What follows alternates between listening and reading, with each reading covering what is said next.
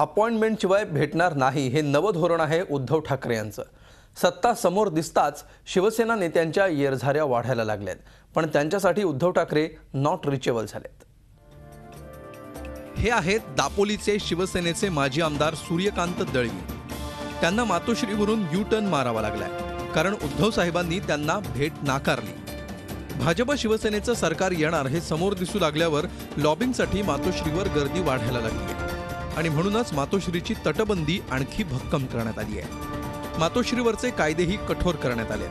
अपॉइंटमेंटशिवाय कुणालाही भेट नाही असं स्पष्ट करत उद्धव साहेब नॉट रिचेबल झाले।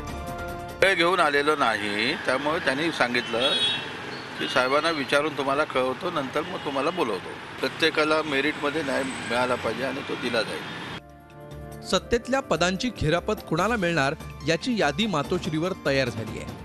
या यादीतलं कॅबिनेट मंत्रीपद, राज्यमंत्रीपद, एखादं महामंडळ तरी आपल्या नावावर व्हावं यासाठी शिवसेना नेत्यांच्या मातोश्रीवरच्या चक्र वाढल्या।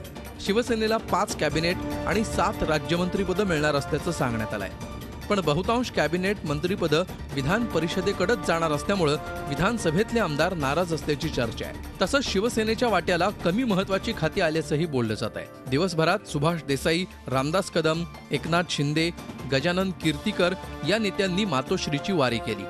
त्यापैकी सुभाष देसाईंना उद्धव ठाकरे भेटले, पण इतर नेत्यांची खरंच भेट झाली का हे उद्धव ठाकरे आणि त्या नेत्यांनाच माहीत। पण कुठलीही नाराजी नसल्याचं नेते सांगतायत। सार्वजनिक बांधकाम आहे, सार्वजनिक बांधकामपेक्षा सगळ्यात महत्त्वाचं तर MSRDC आहे, MSSRDC ते चांगलं खातं आहे। पर्यावरण सगळ्यात मोठं खातं आहे, फार मोठं खातं आहे पर्यावरण, मोठे विषय आहेत त्याचे। जी महत्त्वाची गृह आहे, उपमुख्यमंत्री पद आहे किंवा सार्वजनिक बांधकाम, जलसंपदा, ऊर्जा अशी महत्त्वाची कॅबिनेट मिळत नाही आहेत। 63 आमदारांचं संख्याबळ आहे शिवसेनेकडे। चाललंय, मागणी केलेली आहे। अपॉइंटमेंटशिवाय भेट नाही या उद्धव यांच्या भूमिकेमुळे मातोश्रीच्या पूर्व इतिहासाच्या आठवणी ताज्या झाल्या। त्यावेळी उद्धव यांनी भेट नाकारल्यामुळे अनेकांनी थेट पक्षालाच जय महाराष्ट्र केलाय। आता सत्ता समोर उभी असल्यानं तसं होण्याची शक्यता नाही, पण जोपर्यंत मंत्रिमंडळाचा फायनल पेपर फुटत नाही तोपर्यंत मातोश्रीची तटबंदी फोडणं नेत्यांसाठी कठीणच असणार आहे। Dinesh Dukhande, Zee media, Mumbai. Zee 24 तास रहा एक पाऊल पुढे।